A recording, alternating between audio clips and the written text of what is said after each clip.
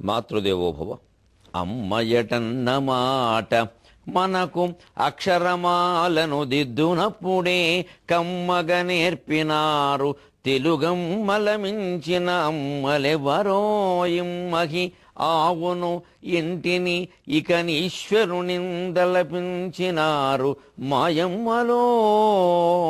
తెలుగు కావ్యములనంకితమిత్తము వారి ప్రేమకై. తెలుగు కావ్యములనంకితమిత్తము వారి ప్రేమకై. ఏబిఎన్ ఆంధ్రజ్యోతి ప్రేక్షక మహాశయులందరికీ నవజీవన వేదం అనే కార్యక్రమంలో 142వ భాగానికి స్వాగతం పలుకుతున్నాం. భగవంతుడు కేవలం వ్యక్తులలో మాత్రమే లేడు, కొన్ని భావాలలో, అన్ని భావాలలో, అన్ని పదార్థాలలో కూడా ఉన్నాడు, కొన్ని కాదు.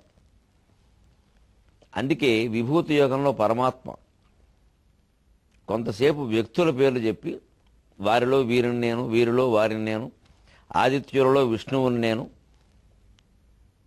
ఇలాగా మునులలో మహర్షులలో భృగువును నేను, రాక్షసులలో ప్రహ్లాదును నేను, దేవతలలో ఇంద్రుణ్ణి నేను, ఇలా చెబితే మళ్ళోహో ఈయన మనుషులు దేవతలు ఇలాంటి సజీవ పదార్థాల్లో ఉన్నాడనమాట, నిర్జీవాల్లో లేరనుకుంటారు. ద్యూతం చలయతామస్మి తేజస్తేజస్వినామహం జయోస్మి వ్యవసాయోస్మి సత్వం సత్వవతామహం అని ఆ సందేహాన్ని బద్దలు కొట్టేస్తున్నాడు. మొత్తం మీద ఆయన లేని చోటు లేదు అని మనం అర్థం చేసుకోవాలంటే మనం కూడా ఆయనే. అదే తత్వమసి అహం బ్రహ్మాస్మి. ఈ వింటున్నది, మాట్లాడుతున్నది, ఈ కార్యక్రమాన్ని అందిస్తున్నది సమస్తం ఒకే ఒక స్వరూపం. ఇది ఈ రూపంలో అందాలి, ఈ కార్యక్రమం ఇలా నడవాలి అంటే ఇన్ని రూపాలు ధరించాలి. అందుకే సృష్టిలో అనేక రూపాలు భగవంతుడు ధరించాడు. ఆ అనేకత్వంలో ఎలా కనపడుతూ ఉన్నాడో మనం తర్వాత విశ్వరూప సందర్శన యోగంలో మరింత వివరంగా చూస్తాం. ఇక్కడ సరే మనకి సాధారణంగా భగవంతుడు ఉన్నాడు అనేటువంటి గొప్ప గొప్ప వస్తువులే చెబుతాం మనం, నీచమైన వస్తువులు చెప్పం. నీచమైనటువంటి మనుషుల్లో ఉన్నాడు అంటే మనం ఒప్పుకోలేం. వాడు దుర్మార్గుడు, వాడికి దేవుడు ఏమిటండి అంటాం. ఆ దుర్మార్గపు తీవ్రతను ఆయన దైవ తేజస్సు నుంచే గ్రహించాడు. ఆ విషయం మనం గ్రహించాలి. అదేమిటి దైవ తేజస్సు దుర్మార్గానికి సహకరిస్తుందా? దైవ తేజస్సు ఒక విద్యుత్ శక్తి లాంటిది. అది దీనికి సహకరించవచ్చు, దీనికి సహకరించకూడదని ఉండదు. అది ఎవరు లాక్కోగలిగితే తపశ్శక్తి వాళ్ళకి సహకరిస్తుంది. అయితే ఆ తేజస్సు వల్ల ధర్మం గెలుస్తుందని ఎందుకన్నావు అంటే లోకంలో ధర్మాత్ములందరూ ఏకం కావాలి, లేకపోతే గెలవదు. ఎంతమంది ఏకమైనా కౌరవుల్ని గెలవడం ఎందుకంత కష్టమైంది? అధర్మం అక్కడ ఎక్కువగా ఉంది, అధర్మాత్ములు ఎక్కువ ఉన్నారు. అంటే అంతటా వ్యాపించినటువంటి తేజస్సులో కూడా ఎక్కువ భాగం కౌరవుల వైపు వెళ్ళిపోయింది. వాళ్ళు అక్కడ బలవంతులు ఉన్నారు, ఆ బలానికి బలంగా లాక్కుంటున్నారు వాళ్ళు. ధార్మిక శక్తి సన్నగిలుతోంది. అంచేసిన తూకం కొంచెం ఒకవైపు ఒరిగిపోతుంది అన్నప్పుడు తూకం తూచేవారు జాగ్రత్తగా ఇటేదో ఓ బరువైన వస్తువు సమానంగా వేసినట్టుగా సరిగ్గా తూకం ఎక్కువ కౌరవుల వైపు ఉంది. వీళ్ళు 7 అక్షోహిణీలు, వీళ్ళు 7 వాళ్ళు 11. మరి ఇటువైపు ధర్మం నిలబడాలంటే తూకం పెరగాలని స్వయంగా భగవంతుడు వచ్చి ఇక్కడ కూర్చున్నాడు. ఇక 11 ఏం కర్మ, 111 అయినా ఆగదు. అంచేతను మంచి వస్తువులు మాత్రమే భగవంతుడు, మంచి వ్యక్తులు మాత్రమే భగవంతుడు అనుకో. అసలు మంచి చెడ్డ అనేది మనం కల్పించుకున్న దానికి సంబంధం లేదు. అందుకే ద్యోతం చలయతామస్మి, పేకాట నేనే అన్నాడు. ఆశ్చర్యంగా ఉంటుంది. పేకాట ఆడేవాళ్ళందరికీ శుభవార్త. పేకాట భగవత్స్వరూపం రా. గరికపేట వారు చెప్పారు నవజీవన వేదంలో, ఈ పాపం నాకంట కట్టకండి. పేకాట భగవత్స్వరూపం అంటే అర్థం ఏమిటంటే దీంట్లో పేకాట ఎటువంటిది? చలయతాం అంటాడు. ఆ మాట గమనించాలి. మోసగించేటువంటి పదార్థాలలో, మోసగించేటువంటి వ్యసనాలలో, మనిషిని దెబ్బచేసేటువంటి వ్యసనాలలో పేకాట నేనే అన్నాడు. అంటే దెబ్బైపోయే వ్యసనాల్లో పేకాట చాలా తీవ్రమైంది. అవునా కాదా? ఇటీవలే పేకాట మీద, జూదం మీద కొన్ని రకాల పరిశోధనలు జరిగితే ఈ 3 ముక్కలాట సహా, కోడి పందాలు సహా, ఎన్నికల పందాలు సహా, రకరకాల పందాలు కట్టిన బెట్టింగ్ అనే దాని మీద ఒక పరిశోధన జరిగితే తేల్చింది ఏమిటి అంటే ఈ పేకాట పందాలు కట్టడం అనేది ఒక్కసారి అలవాటైతే వాడు ఎన్ని మందులు వాడినా ఎంతమంది చెప్పినా వినడు, అది అలా కొనసాగిపోయి బానిసైపోతాడు. అంటారు తాగుడు కంటే గొప్ప వ్యసనం అని చెప్పారు. అదే భగవద్గీతలో చెప్పాడు కొన్ని వేల ఏళ్ల క్రితం. మనిషిని మోసగించేటువంటి వ్యసనాలలో పేకాట నేనే అంటే భగవంతుని యొక్క తేజస్సు దాని మీద ఎక్కువ ప్రసరించింది, అది ఎక్కువ పనిచేస్తుంది. భగవంతుని యొక్క తేజస్సు సత్పదార్థాల మాత్రమే ప్రసరించాలని ఏం లేదు అక్కడ.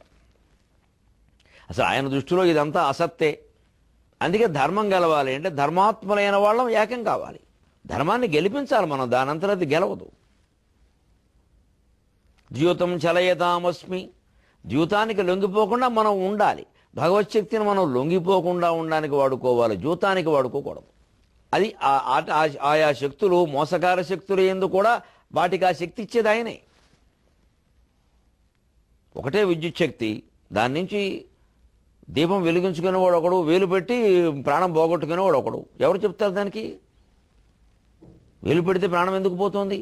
అక్కడ శక్తి తీవ్రంగా ఉండబట్టే.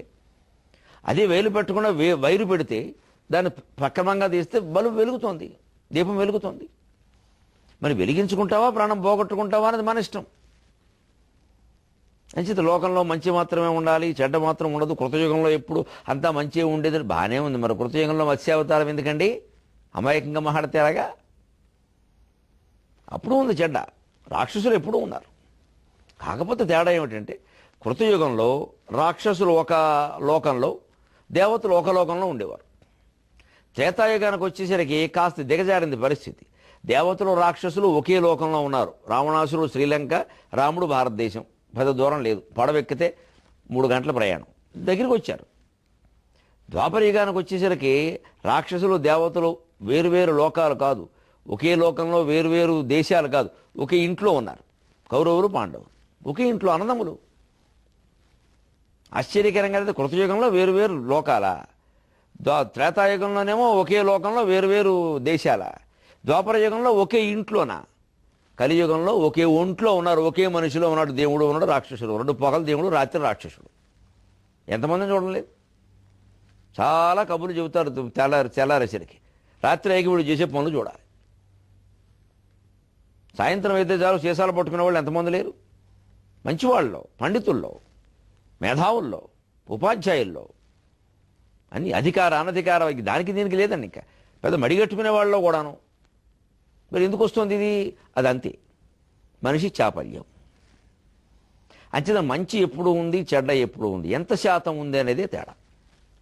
కలియుగంలో చెడ్డ శాతం ఎక్కువ 75, మంచి శాతం తక్కువ 25. కాబట్టి మనం ఎటువైపు ఉన్నామో చూసుకోవాలి. మనం ధర్మం వైపు ఉండేలా మన మనస్సును మనమే మళ్ళించుకోవాలి తప్ప లోకాన్ని అంతా మార్చి కృతయుగం చేసే అది అవ్వకపోగా మనం అయిపోతాం నిష్కృతయుగం. ఈ పిచ్చి మనస్సులో పెట్టుకోకుండా నిమిత్త మాత్రంగా మన ప్రయత్నం మనం చేయాలి. మారుతుంది మారదన్న దాంతో సంబంధం లేకుండా మనకు ఏదో అవకాశం వచ్చింది బాబు, 4 మంచి మాటలు చెప్పండి, లేదు ఇగో మంచి పని చేయండి, ఆ మంచి పని చేసే అవకాశం వచ్చింది తప్పకుండా చేద్దాం. ఇది అంతే తప్ప పేకాటను రద్దు చేయడం కుదిరే వ్యవహారం కాదు. జ్యోతం చలయతామస్మి అంటే దాని నుంచి జాగ్రత్తగా ఉండమని. భగవంతుడు మంచి పదార్థాల్లో మాత్రమే ఉండడు, సృష్టి అంతా వ్యాపించి ఉన్నాడు. తేజస్వినామకం, తేజస్వినాం తేజ అహం. తేజస్వంతులలో తేజస్సు నేనే. తేజస్సు అంటే ప్రతిభ. అది పెద్దవాళ్లలో ఉంటుంది, అనుభవం ఉన్నవాళ్ళలో ఉంటుంది, ఈ కులంలో ఉంటుంది, ఈ ప్రాంతంలో ఉంటుంది అని ఏమీ లేదు. సింహ శిశురపి నిపతతి మదమలిన కపోలభిత్తిషు గజేషు ప్రకృతిరియం సత్వమతాం నఖలు భయస్తేజసో హేతు. తేజస్సుకి ప్రతిభకి సంబంధం లేదన్నాడు భర్తృహరి సుభాషిత. ఎందుకంటే సింహ శిశురపి నిపతతి మదమలిన కపోలభిత్తిషు గజేషు. సింహ పిల్ల అప్పుడే పుట్టింది, ఇంకా నేల మీద పడలేదు. సింహ శిశురపి నిపతతి మదమలిన కపోలభిత్తిషు గజేషు ప్రకృతిరియం సత్వమతాం నఖలు వయస్తేజసో హేతు. సింహ పిల్లైనా సరే మదించినటువంటి ఏనుగుల కుంభస్థలాల మీదకి దూకి చీల్చి పారేస్తోంది. ఇంకా పుట్టకుండానే, కడుపులోంచి బయటపడకుండానే దానికంత పౌరుషం ఎలా వచ్చిందండి? కొంతమంది వ్యక్తుల్లో, చిన్నపిల్లల్లోనే మంచి ప్రతిభ ఉంటుంది, దాన్ని మనం ప్రోత్సహించాలి. మళ్ళీ గర్వం పెరగకుండా చూడాలి. అందుకని నకలు, అది బలవంతుల యొక్క సహజ లక్షణం, అది నకలు వయస్సు తేజస్సు హేతు. అందుకే వయస్సుకి ప్రతిభకి సంబంధం లేదండి. అటువంటి ప్రతిభ భగవత్ స్వరూపం. ఆ ప్రతిభ ఎవరిలో ఉన్నా మనం గౌరవించాలి. అందుకే మాకే ఒక్కోసారి కన్నీళ్ళు వచ్చేటువంటి సన్నివేశాలు ఏమిటంటే, మాకంటే వయస్సులో పెద్దవాళ్ళు అయిన వాళ్ళు, ముత్తైదువులు పెద్దవాళ్ళు, అలాగే పెద్దవాళ్ళు పండితులు మాకు నమస్కారం చేసి వద్దండి అంటుంటే కూడా మీలో ఉండే సరస్వతికి అండి అంటే నాకు అప్పుడు ఈ శ్లోకం గుర్తొస్తుంది. ఈ దేశంలో అదొక సంప్రదాయం ఉందండి. ప్రతిభావంతుడైన వాడు చిన్నపిల్లాడైనా కూడా గౌరవిస్తాడు. బాలుడయ్యును పూజ్యుండు బ్రాహ్మణుండు అని భాగవతంలో అంటాడు. బ్రహ్మజ్ఞాని అయిన వాడిని బాలుడైనా పూజించమన్నారు. 7 ఏళ్ల వామనుడు వస్తే అందులో చక్రవర్తి దిగొచ్చి పాదాభివందనం చేశాడు. బలిచక్రవర్తి శంఖలిఖితుల్లో ఒక మహర్షి, లిఖితుడనే మహర్షి అద్భుతమైన త్యాగశీలి. అతను తనకు తానే శిక్ష విధించుకుందుకు మహారాజు గారి దగ్గరికి వెడితే, లిఖిత బాలుడు వచ్చాడనంటే లిఖిత మహర్షి వచ్చారు అని చెబితే చక్రవర్తి దిగొచ్చి పాదాభివందనం చేశాడు. ఆశ్చర్యకరంగా ఉంటాయి ఈ దేశ చరిత్రలో ఇలాంటి సన్నివేశాలు. అందుకని తేజస్సుకు అంత ప్రాధాన్యం ఉంది. జయోస్మి వ్యవసాయోస్మి, జయము నేను, వ్యవసాయము నేను. వ్యవసాయం అంటే మనం అనుకునే ఇది కాదు. వ్యవసాయం అంటే కృషి అని అర్థం, ప్రయత్నం అని అర్థం. సరే, కృషి నుంచే కర్షకుడు వచ్చింది, ఆ రకంగా అది కూడా చెప్పుకోవచ్చు. వ్యవసాయం భగవత్ స్వరూపం, ఎవరో మానకుండా ఉందాం, వ్యవసాయాన్ని గౌరవించుకోవాలి. ఇదివరకు వ్యవసాయాన్ని తిట్టిపోసిన ప్రభుత్వాలు ఈవేళ మళ్ళీ వ్యవసాయం యొక్క ప్రాధాన్యాన్ని గుర్తించాయి.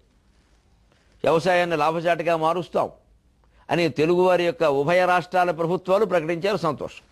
అసలు ఆ వ్యవసాయం ప్రాధాన్యాన్ని ఇదివరకే గుర్తించి ఉంటే ఇంత దరిద్రం వచ్చి ఉండేది కాదు. రైతు దేశానికి వెన్నెముక, అందుకే ఉండాలి వెనక అని ఒక ఆయన రాశాడు ఎవరో. అలాగే జరిగింది.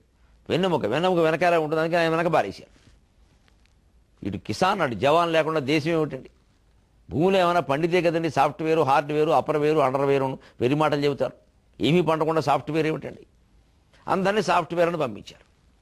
ఏదైనా ఒకటి పండితే అది ఎక్కడ దొరుకుతుందో, ఎంతకు దొరుకుతుందో, ఏం చేసుకోవాలో, ఏది మంచిదో, దీనికోసం నీ కంప్యూటరు టిక్పు టప్పు టాపు లేపు ఉపయోగిస్తే కానీ ఏమీ పండకుండా ఏమిటి నొక్కుతావు?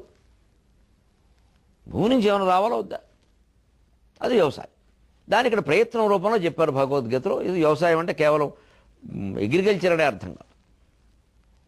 అది ప్రయత్నం నేనే, ప్రయత్నానికి చేస్తే కలిగే జయం నేనే. సత్వం సత్వవతామకం, బలవంతులలో ఆ బలము నేనే. బలం భగవత్ స్వరూపం, బలహీనత భగవంతుడికి వ్యతిరేకం. ధైర్యం భగవత్ స్వరూపం, భయం భగవంతుడికి వ్యతిరేకం. అంటే వ్యతిరేకం అంటే మళ్ళీ అది ఆయన కాదని కాదు, ఆయన చేర్చలేదు. జీవితం గొప్పది, దీంట్లో భగవత్ స్వరూపమే ఉండకుండా భగవంతుడికి దూరంగా తీసుకెడుతున్నాను. అదే జీవితం బదులుగా ఒక మంచి గ్రంథం చదవగలిగితే ఆ సమయంలో భగవంతుడు దగ్గర తీసుకుంటుంది, ఆత్మజ్ఞానం కలిగిస్తుంది. ఇలాగా వ్యసనాల పాలు కాకుండా ఉండాలి. భగవత్ తేజస్సును మనం అందుకోగలగాలి అంటే ముఖ్యంగా పదవుల్ని, పీఠాలను బట్టి మనుషుల్ని గౌరవించే స్థితి ఉండకూడదు. ఏమీ లేకపోయినా జ్ఞానం జ్ఞానమే. ఎప్పుడు జ్ఞాని అయిన వాడే ఎంత మహారాజు కంటే కూడా గొప్పవాడు. ఈ విద్వాంసుడికి, ఈ జ్ఞానికి ఆ మహారాజు పాదాభివందనం చేయాలి తప్ప విద్వాంసులు, సన్యాసులు, యోగులు, జ్ఞానులు అయిన వాళ్ళు రాజకీయ నాయకులకి పొరపాటును కూడా నమస్కారం చేయడం కానీ, లేకపోతే వారికి కొన్ని మర్యాదలు కల్పించి ఆహ్వానించడం కానీ ఏం పనికిరాదు. దానికి దూర్చటే ప్రమాణం.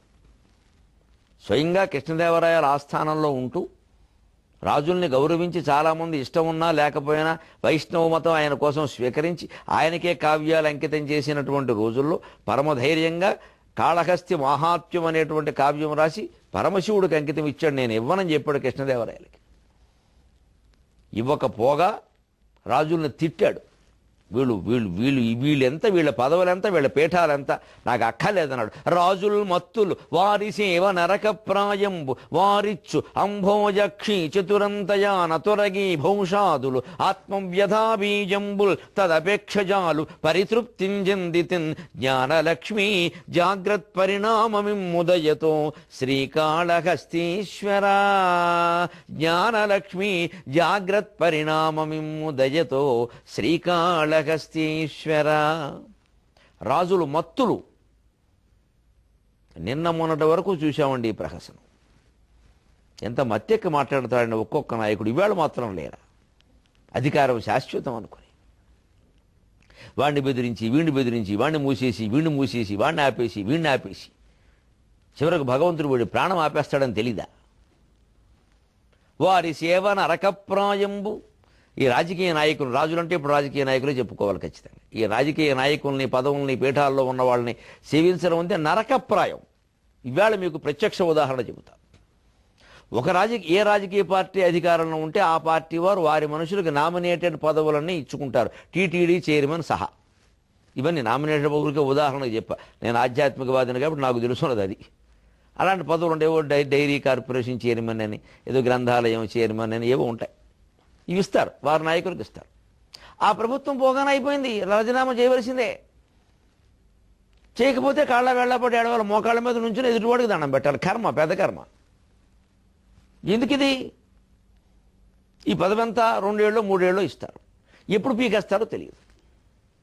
ప్రభుత్వం మారితే పోయినట్టే. వారెవరో మళ్ళీ ఎవరికో ఇచ్చుకుంటారు, వారికి కావలసిన వారికి. చివరికి గవర్నర్ పదవులు కూడా ఇలా తయారయ్యాయి. అసలు పార్టీలో రాజకీయ నాయకత్వంతో, రాజకీయ పార్టీలతో ఏమాత్రమూ సంబంధం ఉన్న వాళ్ళకి గవర్నర్ పదవులు ఇవ్వకూడదు. గవర్నర్, రాష్ట్రపతి చాలా గౌరవనీయమైన పదవులు అవి. రాజకీయవాదులకు ఇవ్వకూడదు. రాజకీయ పునరావాస కేంద్రాలు కావు అవి. మంచి న్యాయమూర్తులు ఉన్నారు, న్యాయవాదులు ఉన్నారు, సమాజంలో వివిధ రంగాల్లో మేధావులు ఉన్నారు. వాళ్ళని గవర్నర్ని చేయాలి. ముఖ్యంగా రాజ్యాంగంతో బాగా సన్నిహిత సంబంధం ఉండాలి వాళ్ళకి. ఊరికే మాబోటుగా ఉన్న కవిని తీసుకెళ్లి గవర్నర్ పదవిలో కూర్చోబెడితే పద్యాలు రాస్తూ కూర్చుంటాం అక్కడ. అది కుదరదు. మళ్ళీ నేను మొహమాటం లేకుండా చెబుతున్నా. ఏదో గౌరవం కోసం ఇవ్వద్దు, అందుకు తగినవాడా కాదా. రాజ్యాంగంతో సంబంధం ఉండాలి, రాజకీయ నిబంధనలు తెలిసి ఉండాలి, నిష్పక్షపాతమైన హృదయం ఉండాలి. ముఖ్యంగా గవర్నర్కి, రాష్ట్రపతికి భావోద్వేగాలు పనికిరావు. భావోద్వేగాల ప్రకారం నిర్ణయం చేయకూడదు. అంతరాత్మ ప్రకారం బాగా నిష్పక్షపాతంగా భారతమాత ఆ స్థానంలో ఉందని ఆలోచించాలి. ఈ నాయకులు, వీళ్ళ పదవులు, ఈ నామినేటెడ్ పదవులు అనేవి ఎంత అశాశ్వతమో చూడండి. ఇప్పుడు ప్రభుత్వం మారగానే కేంద్ర ప్రభుత్వం గవర్నర్లను రాజీనామా చేయమని పరోక్షంగా చెప్పిస్తున్నారు. ఎందుకంటే అధికారికంగా పీకేయడానికి అధికారం లేదు. మళ్ళీ వాళ్ళంతా వాళ్ళు రాజీనామా వాళ్ళు చేయనంటే చెయ్యమన్నవి ఎందుకయ్యా అంటే, ఒక పార్టీ అధికారంలో ఉండి అందుకు పూర్తి పక్కాగా వ్యతిరేకమైన పార్టీ నాయకుడు గవర్నర్గా ఉంటే దాన్ని పని చేయనిస్తారండి. కర్ణాటకలో చూడలేదు మనం భాగవతం. ఏది చేయనివ్వడం.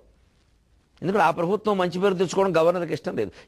అలా వస్తే వీళ్ళ పార్టీ అధికారానికి రాదు. ఈ దరిద్రం ఎందుకు వచ్చింది అసలు? రాజకీయ నాయకత్వంలో ఓడిపోయిన వాళ్ళని, ప్రజల్లో నెగ్గిన వాళ్ళని రాజ్యసభ మెంబర్లుగా పెట్టడం, గవర్నర్లుగా పెట్టడం అనే దరిద్రం వల్ల వచ్చింది. ఇలా కాకుండా శుభ్రంగా రాజ్యాంగం తెలిసిన మాజీ సైనిక అధికారులను, మంచి న్యాయమూర్తుల్ని, న్యాయవాదుల్ని, వీళ్ళని పెడితే సుప్రీంకోర్టు న్యాయమూర్తులు, హైకోర్టు న్యాయమూర్తులు ఎంతమంది ఉన్నారండి పెద్దవాళ్ళు. వాళ్ళని పెడితే చట్టాలు ఎంత బాగుంటాయి. అబ్దుల్ కలాం రాష్ట్రపతిగా ఉన్నప్పుడు ఎలా ఉంది పరిపాలన? రాజకీయ నాయకులు ఉన్నప్పుడు ఎలా ఉంది? ప్రధానమంత్రి ముందు చేతులు కట్టుకునేవాడు రాష్ట్రపతి అయితే ఇంకెందుకండి? అంచేత ఈ పదవులు, ఈ గవర్నర్ లాంటి పదవులకే దిక్కు లేకుండా పోతే మనకిచ్చే చిన్న చిన్న పదవిలో దాని చైర్మన్, దీని చైర్మన్, అధికార భాషా సంఘం, ఇవన్నీ ఏమిటండి? వెంట్రుక మొక్క. ఇవన్నీ ఉంటాయి, పోతాయి. అంచేత వారిచ్చు అంభోజాక్షి విలాసిని మణులు కానీ, తురగి చతురంతయాన పల్లకీలు అంటే ఈవేళ ఇన్నోవా కార్లు, BMW కార్లు, వైభవాలు. ఓ పలానా చైర్మన్ అయితే క్యాబినెట్ ర్యాంక్ అండి, ఓ బంగళా ఉంటుందండి, 2 నౌకర్లు ఉంటారండి. దేనికి మోయడానికి 4 కావాలి, 2 సరిపోరు. 4 నిమ్మని ఇస్తే ఎందుకండి నిద్రో? ఎందుకు ఆ బంగళా? మన స్వేచ్ఛ కోల్పోతున్నాం. ఏదో ఓ పదవి మన మొహాన్ని బారేస్తారు, కుక్కకి రొట్టేసినట్టు. ఇక అక్కడే మీరు ఎలా ఉండాలి, అలా ఉండాలి. మీరు ఏం చేశారండి? ఈ వీడవడండి మన అడగడానికి. ఈ స్వేచ్ఛను మనం కోల్పోతున్నాం పదవుల్లోకి వెళ్ళేవాళ్ళ. శ్రీ రాజకీయ నాయకుడు వాడు ముఖ్యమంత్రి కానీ ఎవరు కానీ ఆయనకి ఏమిటండి పవర్ మన అడగడానికి మీరు ఏం చేశారని? అదే కవిగా, పండితుడిగా ఇలా 4 టీవీ ఛానల్స్లో చెప్పుకుంటే స్వేచ్ఛగా ఉంటాం. మనకు గొడవ లేదు, మనకు చెప్పదలుచుకున్నది చెబుతాం బద్దలు కొట్టి. అడిగేవాడు ఎవడో. ఎందుకంటే మనం మానేస్తామేమో అన్న భయం జనంకు ఉంది, కానీ మానిపిస్తారేమో అన్న భయం మనకు లేదు. ఎందుకంటే మానేయడానికి సిద్ధంగా ఉన్నాం. మానేయడం ప్రాణం పోవడానికే సిద్ధంగా ఉన్నాం. దానికి సిద్ధంగా ఉన్నప్పుడు దేనికైనా ఒకటే. ఈ స్వేచ్ఛ పదవుల్లో లేకుండా ఉంటేనే ఉంటుంది. ప్రజాసేవ అనేది పదవులు లేకుండా ఉంటేనే బాగా చేయగలం, అందులో అనుమానమే లేదు. అందుకే వాళ్ళు ఇచ్చే త్వరగి గుర్రాలంటే ఇప్పుడు కార్లు, భూషాదులు, ఆభరణాలు. కంకణం వేశారు, వీళ్ళు లంకణం వేశారు. ఎవడు కావాలని వీళ్ళ కంకణాలు. ప్రజలు మాకు వేడిన కంకణాలు ప్రజలు వేసేవి ఎక్కువ. వారెంతో అభిమానంతో వేస్తారు. వారు ఏమీ ఆశించరు తిరిగి. బోళ్ళు మంది దగ్గర బోళ్ళు బంగారు ఆభరణాలు పొందాం, కంకణాలు పొందాం. పాపం వాళ్ళు ఎవరు ఏమీ ఆశించలేదు ఎప్పుడూ కూడా. ఇంకా మేము ఆ ఊరెడితే వాళ్ళే వచ్చి మళ్ళీ నమస్కారం పెట్టి మళ్ళీ ఏవో సన్మానాలు చేస్తున్నారు. మా నుంచి వాళ్ళు ఏం ఆశించలేదు. ఇంత హాయిగా ప్రజాదరణ లభిస్తూ ఉంటే ఈ నాయకుల ఆదరణ ఎవరికి కావాలి? అది ధూర్జటి నుంచి మేము నేర్చుకున్నది, అందరూ నేర్చుకోవాల్సింది. రాజులు మత్తులు వారి సేవ నరకప్రాయంబు వారిచ్చు నంభోజక్షి చతురంతయాన తొలగి భూషాతులు ఆత్మవ్యధాభీజంబుల్. ఇవన్నీ మనస్సును వ్యధ పెట్టేవయ్యా. తదపేక్ష చాలు, ఈ అపేక్ష చాలు, నాకు ఈ కోరిక లేదు. పరితృప్తించెందితిన్, చాలు, ఉన్న భోగాలు అనుభవించినవి చాలు. కొత్తగా ఏ నాయకుల నుంచి ఏ భోగాలు నేను కోరుకోవడం లేదు. జీవితం చర్మదశలోకి వెళ్ళింది, భగవంతుడే నాకు కావాలి. జ్ఞానలక్ష్మి జాగ్రత్ పరిణామమిముదయతో శ్రీకాళహస్తీశ్వర. ధనలక్ష్మి, ధాన్యలక్ష్మి, గజలక్ష్మి, విజయలక్ష్మి, వీరలక్ష్మి, సంతానలక్ష్మి, ఈ అన్ని రకాల భోగాలు అనుభవించాం. అసలు అష్టలక్ష్మి ఆలయంలో మూల విరాట్ పేరు జ్ఞానలక్ష్మి. ఆ జ్ఞానలక్ష్మిని నాకు వశం చేయవయ్యా అన్నాడు.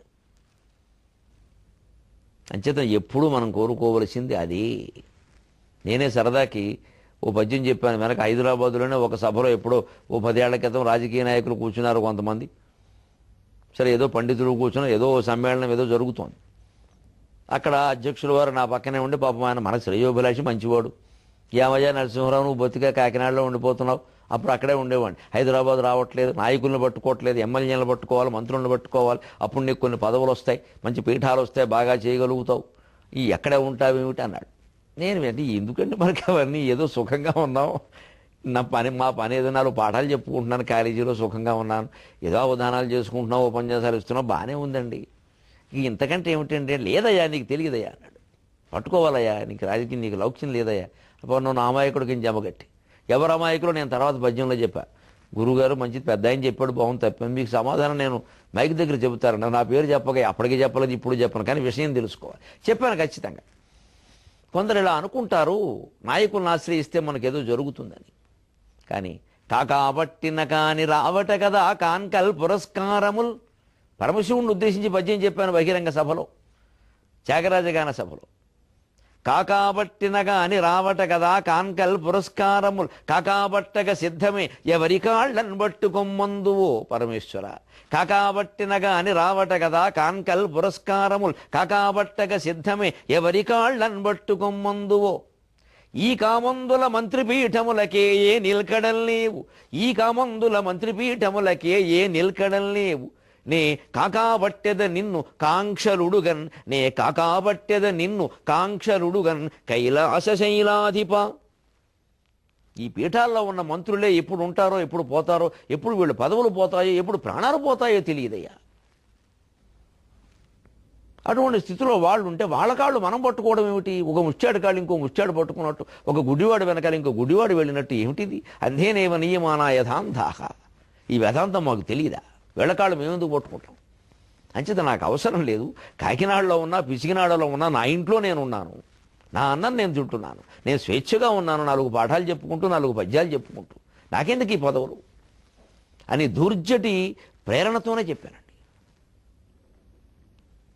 ఇదే సందర్భంలో మనం ఇంత గొప్ప పద్యం చెప్పిన ధూర్జటి గురించి కాదు, ఈయన్ని పోషించిన కృష్ణదేవరాయల గురించి కూడా చెప్పుకోవాలి.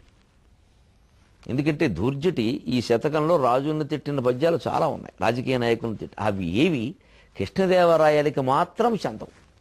అదీను నీ పతి ప్రాణంబు దక్క అని ప్రతి పద్యంబును దేవరాయలు దక్క. ఆయన మహానుభావుడు. ఎంత మహానుభావుడో ఈ పద్యమే చెబుతుంది మనకు ఉదాహరణకి. ఇలా తిట్టిపోసినటువంటి ధూర్జటిని ఇందులో నన్నే అంటున్నావేమో అనే అనుమానం కూడా లేకుండా పోషించాడండి ఆయన. అందుకే సాగర ఘోష కావ్యంలో ధూర్జటి గురించి రాస్తూ కృష్ణదేవరాయలను మెచ్చుకున్నాను నేను ధూర్జటి కంటే ఎక్కువ. ఏ మహానుభావుడు అయ్యా, ఎంత విశాల హృదయం అయ్యా నీది. రాజులు మత్తులటంచు తిట్టినను, రాజులు మత్తులటంచు తిట్టినను రమ్ము ఇందు కూర్చుండుమా పూజలు చేసేదనంచు ధూర్జటి కవిన్ పోషించిన రాజలే. రాజులు మత్తులటంచు తిట్టినను రమ్ము ఇందు కూర్చుండుమా పూజలు చేసేదనంచు ధూర్జటి కవిన్ పోషించిన రాజలే. జాజుల్ పూచడికైత లెక్కగొనున శైవాది భేదమ్ములన్, జాజుల్ పూచడికైత లెక్కగొనున శైవాది భేదమ్ములన్ చేజల్లెన్ శశికాంతు లక్షతలుగా, చేజల్లెన్ శశికాంతు లక్షతలుగా శ్రీకాళహస్తీశుడే. మీ ఇద్దరి మైత్రి ఎంత గొప్పదయ్యా, నువ్వు రాజుగా ఆయన కవిగా. కృష్ణదేవరాయ ప్రభు అంటే నువ్వయ్యా, నీ తర్వాత మళ్ళీ తెలుగునాట నీ వంటి ప్రభువుని మేము చూడలేదయ్యా. రాజులు మత్తులటంచు తిట్టినను, ఓ పక్క రాజులను ఆయన మత్తులు, దుర్మార్గులు, అహంకారం, చీచి, అసలు ఈ రాజ శబ్దమే నాకు పనికిరాదన్నాడు. ఏదైనా మామూలుగా ఊరికే తరాజు అంటే తక్కెడా అని అర్థం. తరాజు అని దుర్జన దగ్గర అందులో రాజు ఉంది, ఆ మాట అనకండి అనేవాట. అంత కోపం ఆయనకి. అంచేత రాజ శబ్దమే పనికిరాదన్న దుర్జట్ని రాజాస్థానంలో కూర్చోబెట్టి, రా రమ్ము ఇందు కూర్చుండమా, పూజలు చేసేదను, నిన్ను గౌరవిస్తానయ్యా, నాకు కావ్యం అంకితం ఇవ్వకపోయినా పర్వాలేదమ్మా, వైష్ణవ మతం పుచ్చుకోవాల్సిన పని ఏమీ లేదమ్మా, నువ్వు శివుణ్ణి పొగుడుతూరాయి, కీర్తిస్తురాయి అని శివపరమైనటువంటి కావ్యం రాస్తే ఆయన్ని పోషించడం కాదు, భూషించాడు, గౌరవించాడు. అంచేత జాజులు పూచడి కైత లెక్కగొనున శైవాది భేదమ్మ.